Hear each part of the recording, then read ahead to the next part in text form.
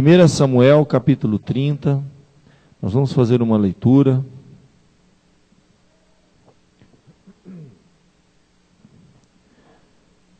Diz assim a palavra de Deus.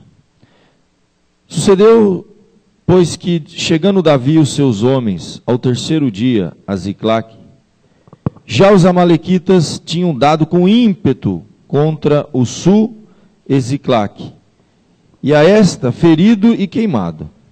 Tinham levado cativas as mulheres que lá se achavam, porém a ninguém mataram, nem pequenos, nem grandes. Então somente os levaram consigo e foram seu caminho. Davi e os seus homens vieram à cidade e ei-la queimada.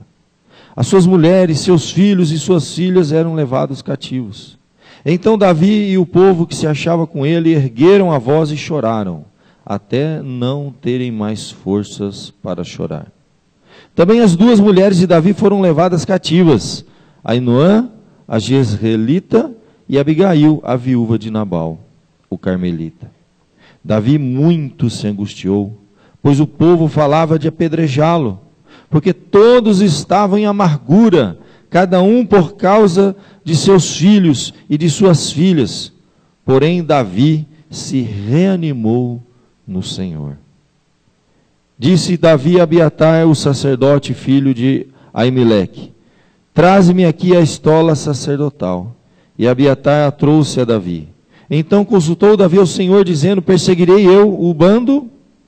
Alcançá-lo-ei? Respondeu-lhe o Senhor: persegue-o, porque de fato o alcançarás e tudo libertarás.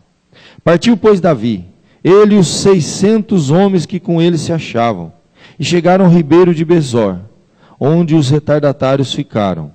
Davi, porém, e 400 homens continuaram a perseguição, pois que 200 ficaram atrás, por não poderem, de cansados que estavam, passar o ribeiro de Besor. Acharam no campo um homem egípcio e o trouxeram a Davi. Deram-lhe pão e comeu, deram-lhe a beber água, deram-lhe também um pedaço de pasta de figos secos e 2 cachos de passas, e comeu. Recobrou então o alento, pois havia 3 dias e 3 noites que não comia pão, nem bebia água.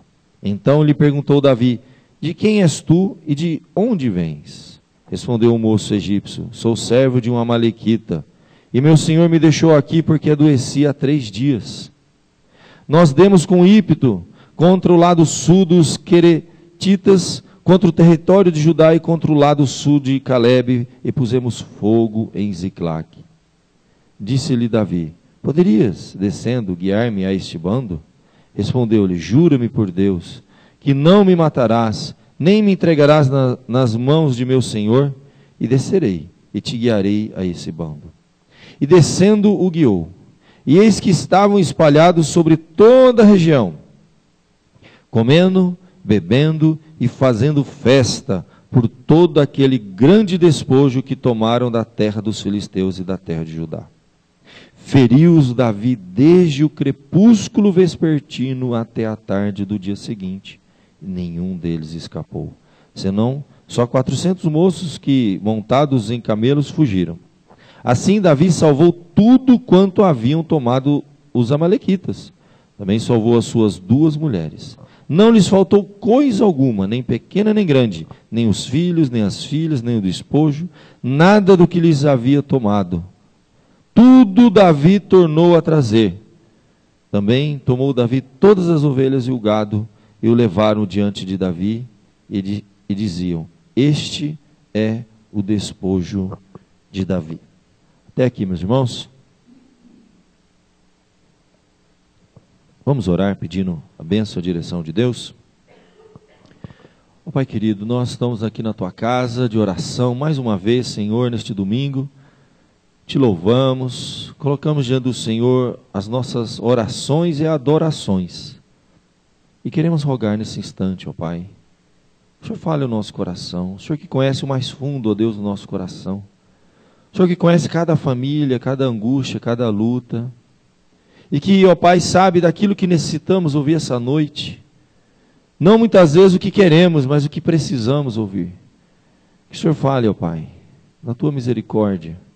Usa a tua palavra, o teu servo vaso de barro, e que toda honra, glória ao teu nome, e assim possamos sair daqui edificados.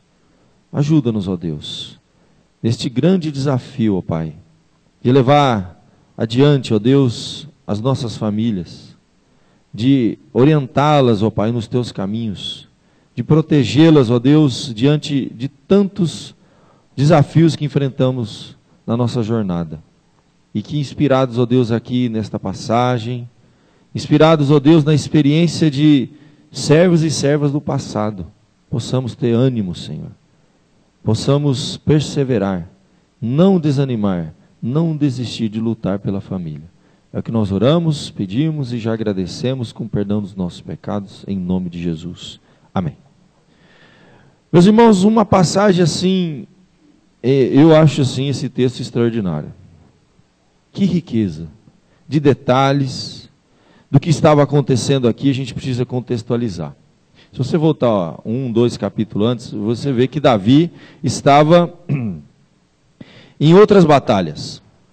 Ele que se uniu a um grupo de homens, e eles deixaram na região de Ziclac os seus familiares, mulheres e crianças. E eles então partiram para a batalha. E quando eles terminam, a palavra nos diz que 3 dias, ao terceiro dia, eles chegam na cidade. E eles então tiveram aquela imagem, que às vezes a gente vê em filme, né? De longe, eles voltou, eu fico imaginando ele aqui, os 600 homens, com cavalos, homens de guerra, Davi liderando aquele grupo. E distante, o texto diz que eles tacaram fogo, destruíram, então muito possivelmente de longe, eles já viram assim fumaça, sinais de luta, de guerra. Aquilo já apavorou aqueles homens. E a palavra de Deus nos diz então que quando eles chegaram, eles ficaram aterrorizados.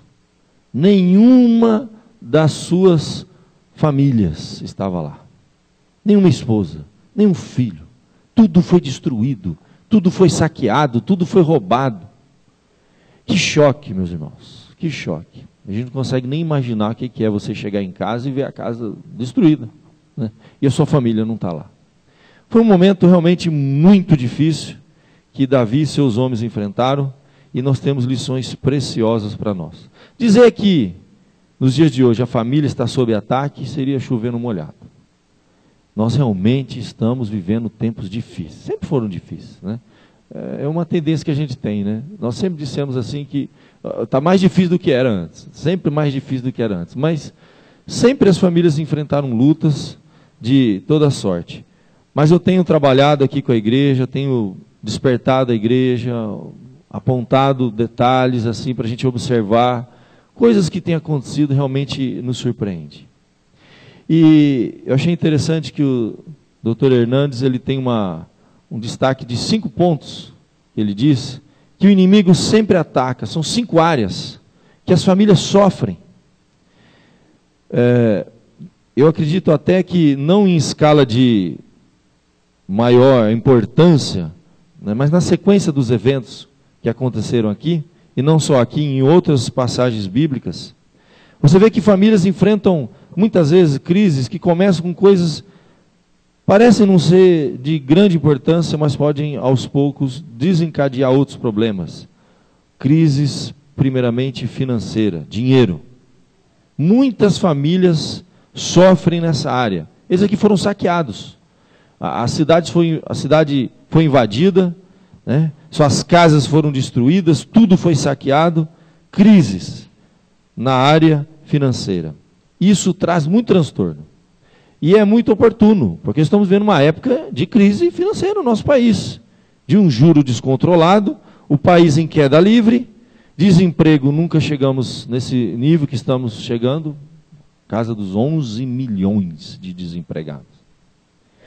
Então, meus queridos, não há dúvida, e quando eu falo sobre casamento, por exemplo, várias vezes já destaquei aqui para os irmãos, há estatísticas assim impressionantes, que mostram que há mais divórcio por questões financeiras do que por outras causas, quer seja ciúme, traição, outros problemas, né? Incompatibilidade de gênios, há mais divórcio, problema financeiro.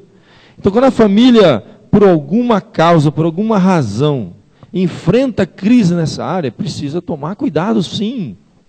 Precisa orar, interceder, porque isso pode ser um motivo de problemas maiores. Muitas vezes trazendo estresse, o atrito, o casal já só fala nisso, já deixa de fazer muitas coisas, e é uma pressão muito grande, que toda a família sofre. Às vezes tendo que abrir mão de alguns privilégios, tendo que se adaptar a algumas coisas.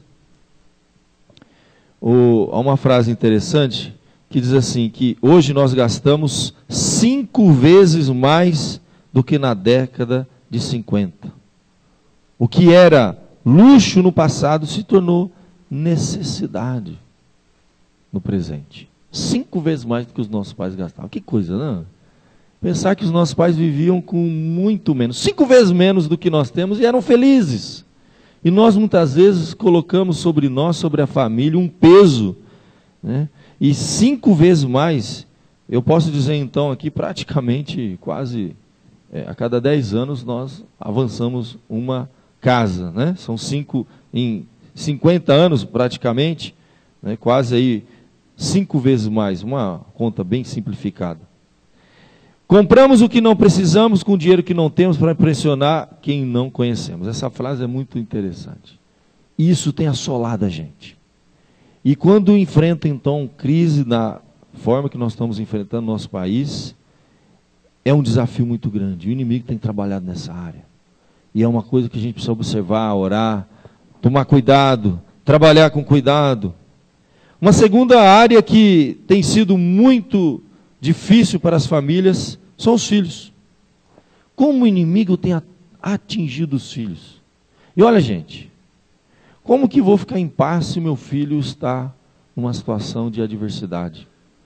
Afastado da fé, afastado de Deus, às vezes envolvido em vícios, em drogas. Não tem nada que traga mais sofrimento para um pai, para uma mãe, do que ver o filho enredado nisso.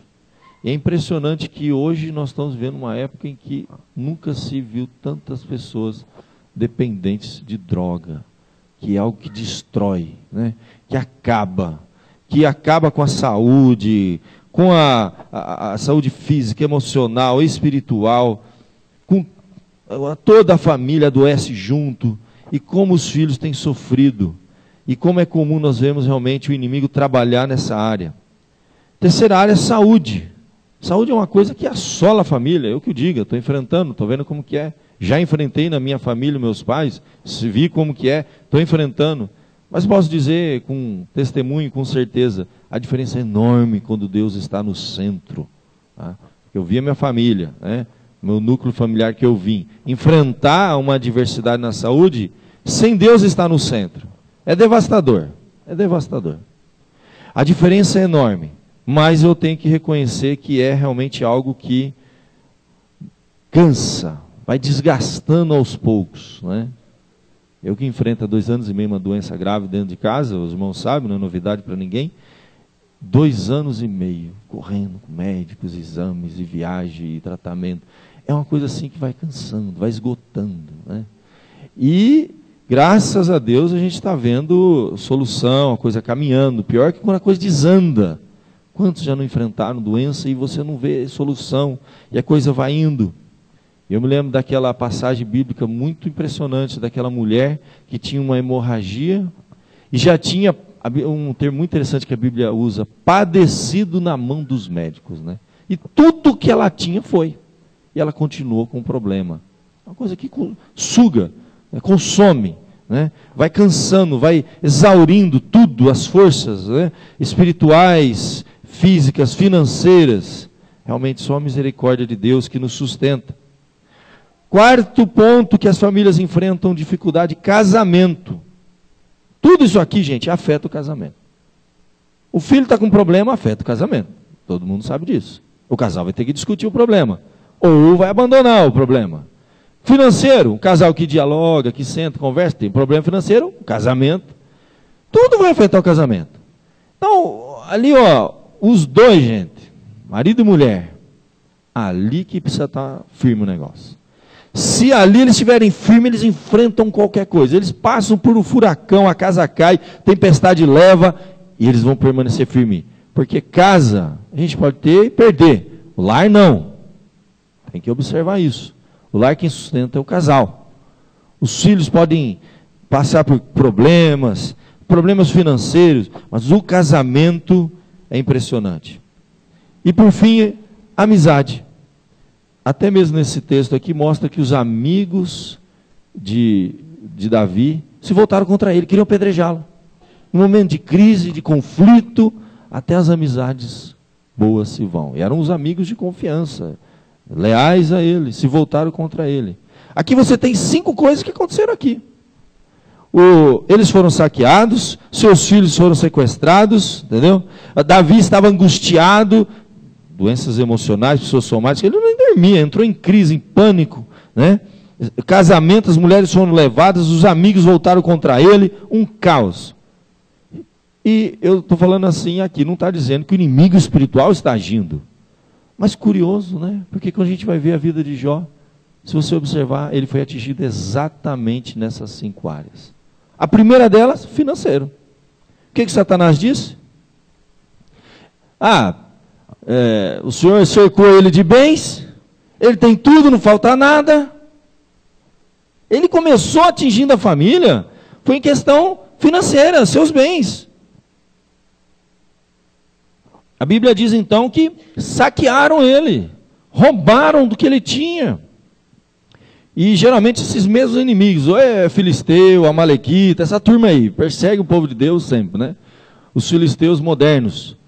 E ele foi afligido nessa área financeira. Segundo, os filhos foram atingidos. Nós sabemos a história de Jó, como ele enfrentou, perdeu seus filhos. Depois o diabo não estava contente ainda. Ele volta lá, pele por pele, o homem dará tudo pela sua pele. Terceira área que foi atingida a vida dele, saúde. A Bíblia diz que ele foi tomado de uma doença que dos pés à cabeça, né? Dos pés à cabeça. Carne viva.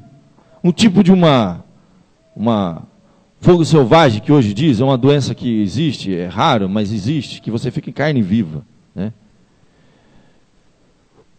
E, por fim, quarto ainda, casamento. Olha a vida de Jó, o que foi que aconteceu? No meio de toda aquela crise, ele perdeu seus bens, perdeu seus filhos, perdeu sua saúde, começou a ter problema no casamento. A mulher dele chegou para ele assim: você ainda adora esse Deus? Olha aí, permitiu tudo isso na sua vida? Amaldiçoa o teu Deus e morre. E por fim, o último foi a amizade. Os amigos dele começaram a questionar ele: você fez alguma coisa errada para estar passando por isso aí. Se você não tivesse pecado, você não ia estar passando por isso aí. Curiosamente, Satanás trabalhou na vida, por trás daqueles elementos naturais, tinha um elemento sobrenatural. Eu não estou mistificando que todo problema que a gente tem é o demo, não é isso, não somos pentecostais, né, gente? Mas não podemos deixar de observar isso, curiosamente, essas 5 áreas. Financeiro, filhos, saúde, casamento e amizade. A família está sendo atacada e continua sendo atacada constantemente. Quantos casos nós estamos vendo, acompanhando? As famílias estão sofrendo ataques constantes de toda sorte. Parece que tudo conspira contra esse núcleo, que é a célula máter da sociedade. E eu tenho dito e pregado e dito assim: igrejas fortes não fazem famílias fortes. Famílias fortes que fazem igreja forte. São famílias fortalecidas em Deus, famílias consagradas, famílias que enfrentam problemas, mas consagradas, porque isso não tem nada a ver, enfrentar problema, passar por adversidade, não tem nada a ver com vida consagrada. Pelo contrário, os personagens bíblicos mais consagrados, o que mais faz? Jó, viste meu servo Jó, homem justo, que se desvia do mal. E as 5 áreas na vida dele foram atacadas. Então, mesmo que as famílias enfrentem problemas, esteja passando por crise, quer seja financeira, com filhos, saúde, casamento, amizade. Amizade é companheirismo, às vezes a gente sente só. É a sensação de solidão. De você estar no meio da multidão, mas se sentir muitas vezes só. Falta aquilo que a gente sente necessidade, a amizade. E muitas vezes, pouco que tem, se volta contra a gente. Isso pode acontecer. Mas eu digo, se a família ter Deus no centro, ela se reconstrói, ela se reanima. O caso aqui foi devastador. Quando eles viram que a cidade queimada, as mulheres, os filhos e as filhas levados cativos. A Bíblia diz uma coisa muito interessante. Eu acredito que quando nós lemos isso aqui, a gente tem que observar. O inimigo não brinca, não brinca em serviço. O ataque foi feroz, né? A gente pode observar aqui que com ímpeto, esse termo usado, ímpeto, foi uma coisa, não foi coisa pequena não, foi uma coisa devastadora. A impressão que tem é que quando eles chegaram foi um deserto, não tinha mais nada. Eles levaram tudo que não deu para levar, eles destruíram. Parece coisa do inimigo mesmo, sabe? Leva tudo que não dá para levar, ele destrói. E ali atingiu a família, atingiu os bens, atingiu tudo que eles tinham. E ali começou a haver uma transferência, murmuração, um colocando a culpa no outro. E o inimigo, o que o inimigo estava fazendo? Celebrando. Celebrando.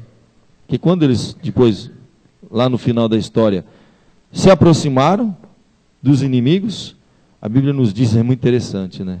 Eles estavam lá festejando, né? Celebrando tudo que eles tinham roubado, saqueado. Mas mesmo no meio desse quadro tão caótico, a gente tem que ver as mãos de Deus. E é observado até pelos comentaristas. O texto diz o seguinte, que nenhuma das pessoas que foram levadas cativa foram mortas. Nenhuma. A gente vê a mão de Deus. Deus preservou com vida. Por mais difícil que seja, às vezes um filho está afastado, está nos vícios, Deus ainda preservou, porque Ele pode mudar, transformar aquela realidade. Havia uma gota de esperança, pois o texto nos diz que nenhum deles foram mortos, mas foram preservados. E aí, meus queridos, isso realmente, diante desse quadro, o ato de Davi foi interessante. Davi e o povo que se achava com ele ergueram a voz e choraram, até não terem mais forças para chorar. Eu acredito que muito coerente com o restante da Bíblia. A Bíblia diz que em situações assim a gente tem que aprender a lamentar. O lamento, ele tem uma conotação muito diferente nessa cultura aqui do que na nossa. Na nossa é simbolismo do quê? O homem que chora. O homem não chora, já começa a sair, né? Fraqueza, desespero. Não. O lamento na Bíblia, ele tem a conotação de inconformidade com aquilo. Eu não me conformo. Eu reluto com aquilo. É quem ainda não entregou os pontos. O lamento aqui é um sinal positivo. A Bíblia chega a dizer no Novo Testamento, no Antigo, lamentai e chorai, convertei vosso riso em pranto, vosso gozo em tristeza, humilhai-vos debaixo da potente mão de Deus, que Ele vos exaltará. O lamento na Bíblia é o caminho para a exaltação.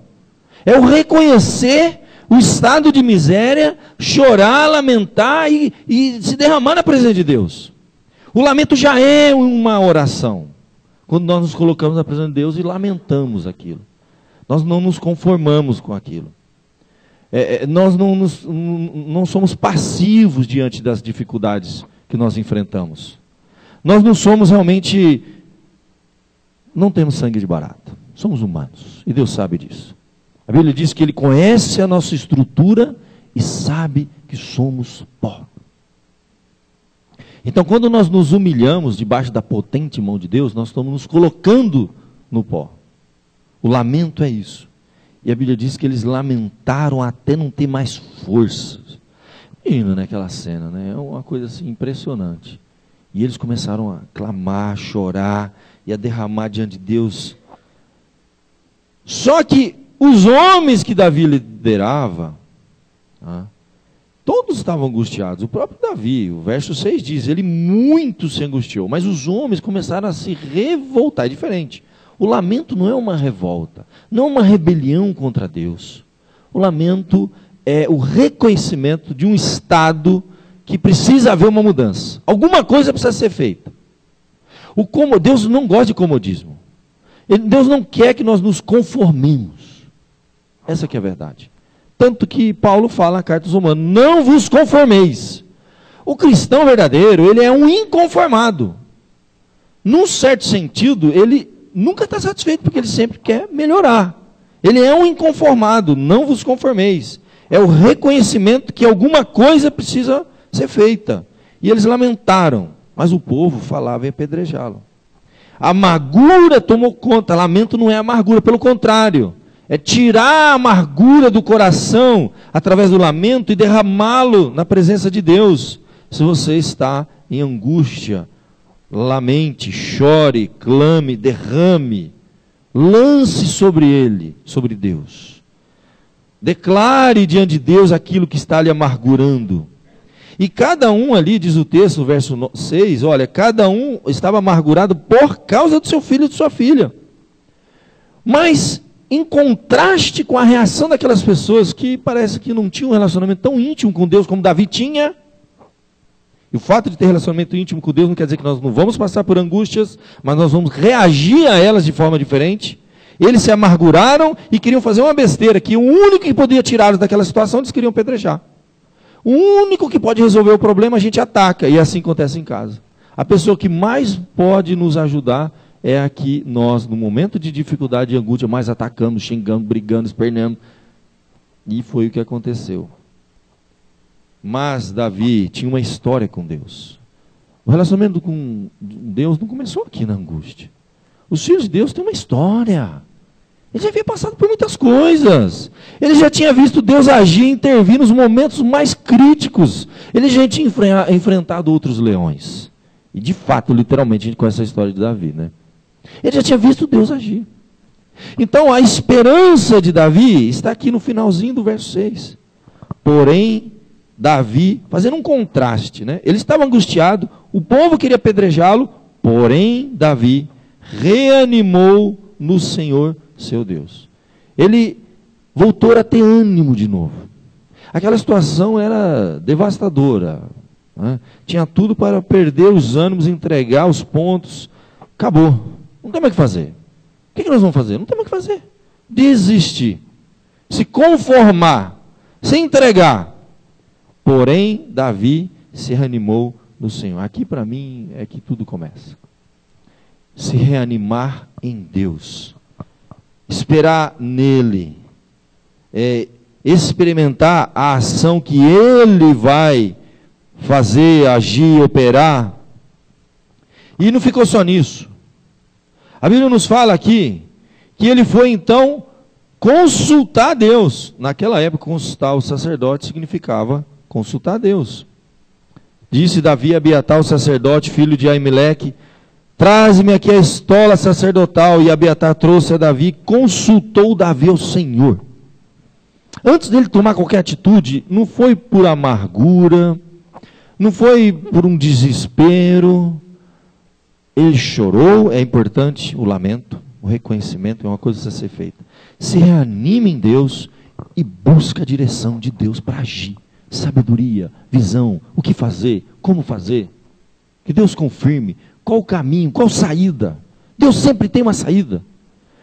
A gente tem que ver a história de Jesus. Ele muitas vezes foi encurralado por circunstâncias, pessoas que queriam pegá-lo, né? E colocavam ele em situações difíceis. E essa moeda de quem é? E ele sempre tinha uma palavra certa. Dai a César o que é de César e a Deus o que é de Deus.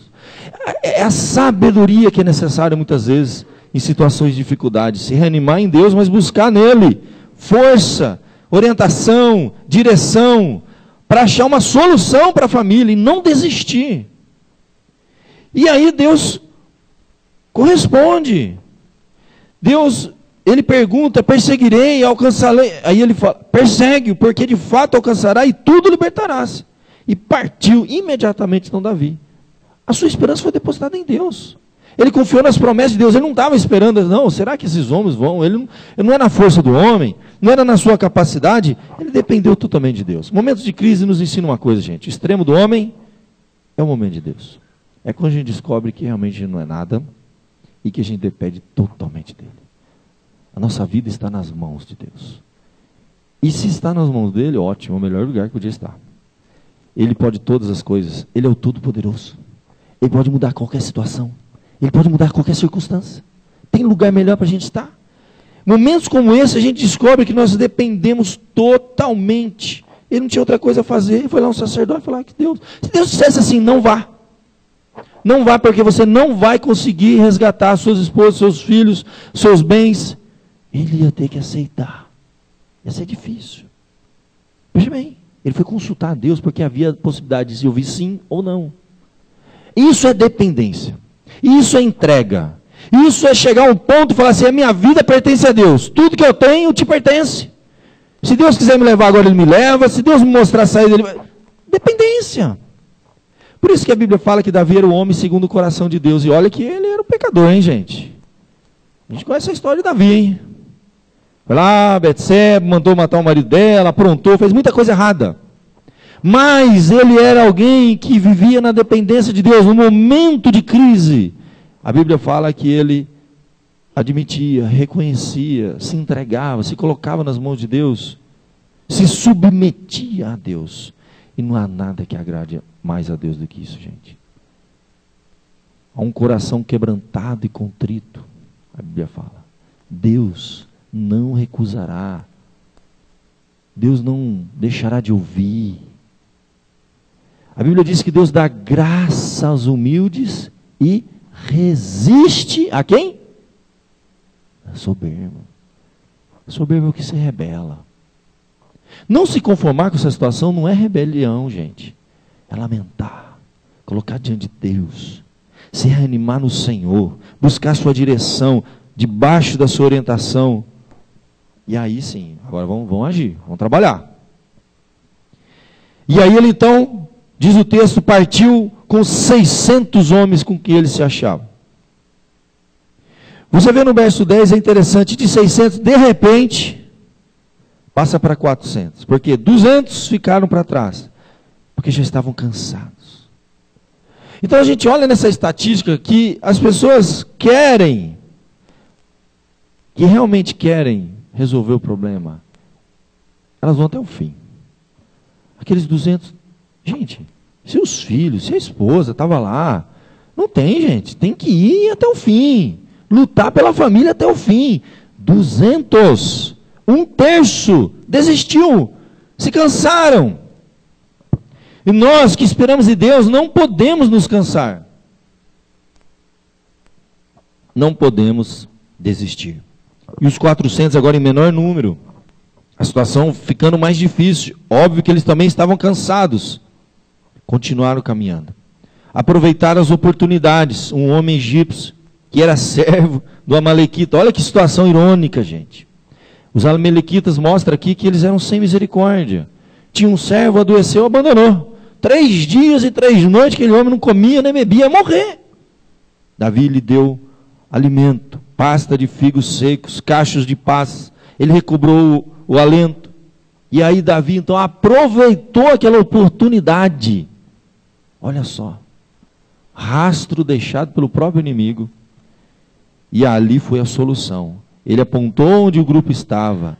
E o texto nos diz então que eles foram até lá, guiados por aquele grupo. E eis que estavam espalhados por toda a região, comendo, bebendo e fazendo festa por todo aquele grande despojo que tomaram da terra dos filisteus de Judá. O inimigo estava festejando. Infelizmente, muitas vezes o inimigo está sapateando, festejando, diante de circunstâncias que ele está vencendo. Mas é hora para se reanimar e para enfrentar. E o texto é tremendo. A Bíblia nos fala aqui então, no verso 17 em diante. Feriu-os Davi desde do crepúsculo vespertino até a tarde do dia seguinte. Você sabe o que é isso? Ele varou horas e horas. Não foi fácil. Ninguém está dizendo que quando Deus age, quando Deus opera, quando Deus aponta, vai que você vai conseguir, vai ser fácil. Nada vai ser fácil. Nunca foi e nunca vai ser na nossa vida. Deus mostra o caminho, confirma, fala assim, confia em mim, a palavra foi dada, o sacerdote, mas nada aconteceu, um passe de mágica. Um grupo desistiu, diminuiu 1/3, e eles passaram o dia inteiro até a tarde do dia seguinte, lutando com a espada na mão para poder ter de volta a família. Então, meu querido, um texto como esse me impressiona, me traz lições preciosas e me lembra que o fato de Deus estar comigo não quer dizer que vai ser tudo fácil, porque não é assim que Deus age. Deus poderia agir de forma imediata? Poderia. Lembra que a diferença entre imediata e imediata é com ou sem uso de meios. Deus poderia agir. Ele é o Senhor, Ele é todo poderoso, Ele podia fazer assim tudo acontecer. Ele podia fazer assim, mudar o coração de uma pessoa, trazer o filho de volta, restaurar o casamento, mas não é assim que funciona, porque Deus trabalha de forma imediata. Perdão, mediata também, não só imediata. Ele pode usar meios ou não, e Ele usou meios. Meio era, você vai lá, você vai lutar, e você vai vencer. E eles precisaram ir, lutar e perseverar, e cansado, e redobrando as forças em Deus, e lutando, até que no verso 18, ele conclui dizendo, Davi salvou tudo, quanto haviam tomado os amalequitas, suas mulheres, seus filhos. Verso 19, não lhes faltou coisa alguma, nem pequena, nem grande, nem filho, nem filha, nem despojo, tudo que haviam tomado, ele tornou a trazer. Que mensagem linda essa passagem aqui, meus queridos. Que inspiração que nos traz, que vontade que deve produzir em nós ânimo para enfrentar, para lutar, para não desistir, de lutar por aquilo, pelos seus sonhos, pelos seus projetos, por aquilo que Deus tem para você. O fato de estar sendo difícil não quer dizer que não vai acontecer. Nunca foi fácil. É sacrifício, mas duro, gente. Nós estamos mostrando um quadro pior possível, e para mudar aquele quadro, precisaria de uma força sobre-humana. E Deus deu. Porque Ele recobrou as forças, diz o texto sagrado, em Deus. Reanimou-se no Senhor. As situações que, humanamente falando, não dá. Eu não vejo. Eu, na minha experiência, eu creio que muitos aqui na sua experiência pessoal, teve situação que você viveu na sua vida que você falou assim, eu não sei nem como que eu passei por aquilo. Eu sei como. Foi Deus. Foi Deus que te deu força. Porque muitos desistiram. Dos 600, 1/3 abandonou o alvo, o sonho de resgatar a família, de restaurar o lar. 400 continuaram com ele e lutaram até o fim, até a tarde do dia seguinte. Então não vai ser fácil, não vai ser do dia para a noite, não vai ser brincando, vai exigir muito de todos nós, mas se Deus está conosco, quem será contra nós? Vamos fechar os nossos olhos. Eu queria que você colocasse diante de Deus aquilo que está no seu coração. Derrame perante Ele. Não precisa exercitar tudo que nós falamos aqui agora, mas lá na sua casa, se algo está te incomodando, lamente. Lance sobre ele o seu lamento. Recobre forças em Deus. E lute pelos seus filhos, pelo seu casamento, pela sua família, pelo seu lar. E quem sabe, pelos seus sonhos, que você está desistindo, está jogando a toalha. 200 desistiram. Mal sabiam, se eles tivessem continuado, eles iam recuperar os seus sonhos. Vamos orar. Enquanto o grupo louvor vem à frente. Ó Pai bendito, nós estamos aqui na Tua casa essa noite.